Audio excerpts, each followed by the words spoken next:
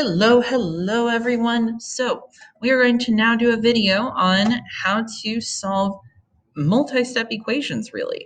These are equations where you could be expected to have to use all four of the steps we've learned so far: combining like terms, distributive property, multiplicative inverse, additive inverse. Okay, so we're going to be looking at an equation that will require all of that. So very quickly, you can see our equation here. 2 plus 2 parentheses x minus 3 parentheses plus x equals 2. Whew, that is nasty. I am not going to use tiles for this video. That is not to say that you can't or shouldn't use tiles. They are a great tool, but they are not the focus of our math. And I want us to be able eventually to solve these independently algebraically. Okay, just with our steps. So I'm going to start by writing out 2 plus 2 parentheses x minus 3. Oh, I just barely have the space. Plus x. There we go, got it. Equals 2. Let me try to make that look like an actual equation sign. I do not like how it auto connects, but whatever. I can't be too picky. Given. Okay, that is our equation. It's very lopsided on Mat A. As have all the equations today so far. So if we look down here, we can see our justification word bank. And believe it or not, it is in the order that is easiest to solve an equation. There is no one right way. And as a matter of fact, there are many creative ways that you can solve an equation. So I do not want you to think that there's only this one way and you have to do it my way. I'm showing you the easiest way. If you want to try other ways, go for it, but just be warned. There are some other pitfalls that I'm not necessarily covering. So you really want to check in with me if you want to try it other way, so I can give you a little hints and help you out if you need to. So I'm going to use the distributive property first, okay, because that's going to help me simplify this equation most. So I'm going to multiply everything inside by 2. Now, because I'm low on space, I'm actually going to only show the multiplication on this line. So 2 times x minus 2 times 3, and that would equal 2x minus 6. Okay, so that was our distributive property, our dp. Now, I want to be very careful. This is just this part here. I'm going to write down the rest of the equation exactly as it was. I'll actually write it down right here. So I had 2 plus. Okay, notice I'm not changing the sign. It was a plus in front of this 2. And then here it's a plus.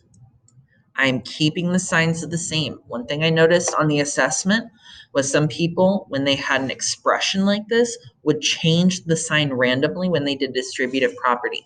We don't need to change the sign randomly, okay? We keep the sign the same, okay? I think what you were getting confused by was flipping or making the sign its opposite when you multiply by a negative. We only make the sign in parentheses its opposite that once if we're multiplying by a negative coefficient. But this is a positive 2, no need to flip signs. Okay, so that would equal 2, there we go. And now we've got 2 plus 2x minus 6 plus x. I'm going to use my green to show my like terms. I'm going to circle my units. Notice I'm circling the sign in front of the constant. And then I'm going to use a box for my variables. Notice how I'm including the sign in front of them. And now I'm just going to add them up. You could use the calculator, I do happen to know, you'd be shocked to think that I'm a math teacher at this point, but 2 minus 6 is negative 4 plus 2x plus x equals, let me fix that, 2x plus x is 3x, and that equals 2.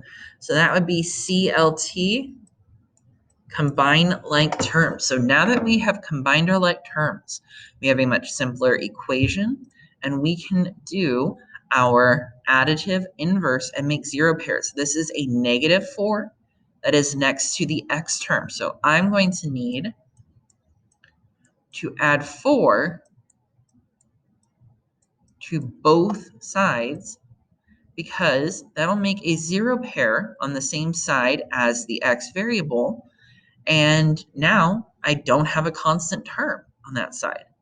So all I have to worry about is this 3x, okay? And that is additive inverse, or AI. And then lastly, we've got 3x equals 6. Let me write that in black. 3x equals 6. 6 I got because 2 plus 4 equals 6. And now I just need to do the multiplicative inverse, which in this case is divide by the coefficient to make a giant 1. I did the inverse operation of multiplication, which is division, and that gave me the value of just 1x, which is exactly what we want to know. So now I know that x equals, well, 6 divided by 3 is 2. So my very last step, I always forget to write multiplicative inverse. I need to get better at that. And then I'm going to write solution. And there you have it. That is how you can use all 4 of the steps we know so far to solve a multi-step equation. If you have any questions, please reach out. And I know you can do this, and have a great day.